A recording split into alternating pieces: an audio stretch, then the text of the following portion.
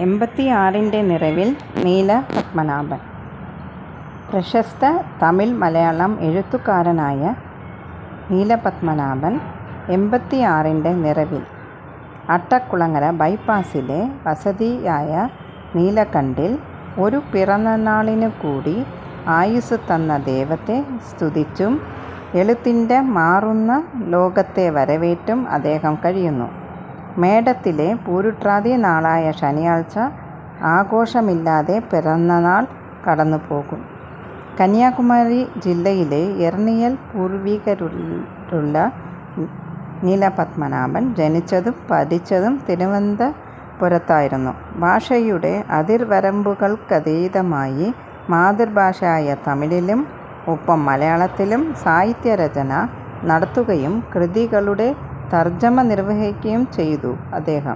അദ്ദേഹത്തിൻ്റെ പെറ്റമ്മ തമിഴാണെങ്കിൽ പോറ്റമ്മയായിരുന്നു മലയാളം.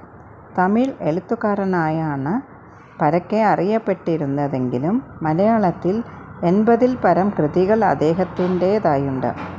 നോവലിസ്റ്റ്, ചെറുകഥാകൃത്ത്, കവി, വിമർശകൻ, ഉപന്യാസകാരൻ എന്നിങ്ങനെ ബഹുമുഖ പ്രതിഭയായ അദ്ദേഹം തലമുറകൾ എന്ന നോവലിലൂടെയാണ് ശ്രദ്ധേയനായത്.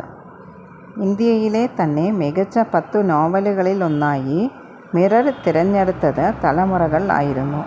ഇംഗ്ലീഷ്, ജർമ്മൻ ഉൾപ്പെടെ വിവിധ ഭാഷകളിലേക്ക് അദ്ദേഹത്തിൻ്റെ കൃതികൾ പരിഭാഷ ചെയ്യപ്പെട്ടു. തലസ്ഥാനത്തിൻ്റെ സംസ്കാരവും ആത്മാവും ഉൾക്കൊള്ളുന്ന അദ്ദേഹത്തിൻ്റെ പള്ളിക്കൊണ്ടപുരം എന്ന നോവൽ പ്രസിദ്ധമാണ്. ഉറവുകൾ, ഇലയുതിർക്കാലം തുടങ്ങിയവ മറ്റു നോവലുകളാണ്. ഇലയുതിർക്കാലത്തിന് കേന്ദ്ര സാഹിത്യ അക്കാദമി പുരസ്കാരം ലഭിച്ചു. കെ. അയ്യപ്പ പണിക്കരുടെ കൃതികൾക്കു നൽകിയ തമിഴ് പരിഭാഷയിലൂടെ മികച്ച വിവർത്തന കൃതിക്കുള്ള കേന്ദ്ര സാഹിത്യ അക്കാദമി പുരസ്കാരം നീലപത്മനാഭനെ തേടിയെത്തി.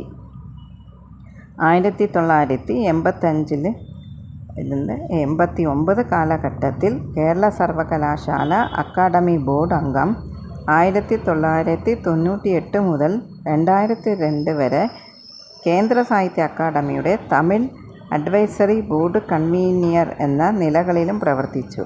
നീലപത്മനാഭൻ ഒരു നാൾ എന്ന പേരിൽ നടൻ കമൽഹാസൻ അദ്ദേഹത്തെക്കുറിച്ച് ഡോക്യുമെൻ്ററി നിർമ്മിച്ചിട്ടുണ്ട്. തേരോടും മീതി എന്ന ബൃഹത് നോവൽ കേന്ദ്ര സാഹിത്യ അക്കാദമിക്കു വേണ്ടി എഴുത്തുകാരിയായ സന്ധ്യ ഇടവൂർ മൊഴിമാറ്റം ചെയ്യുകയാണ്. 1963-ൽ തിരുവനന്തപുരം എഞ്ചിനീയറിംഗ് കോളേജിൽ നിന്ന് ഇലക്ട്രിക്കൽ എഞ്ചിനീയറിംഗ് ബിരുദം നേടി വൈദ്യുതി വകുപ്പിൽ ജോലിക്ക് ചേർന്ന നീലപത്മനാഭൻ 1993-ൽ ഡെപ്യൂട്ടി ചീഫ് എഞ്ചിനീയറായി വിരമിച്ചു.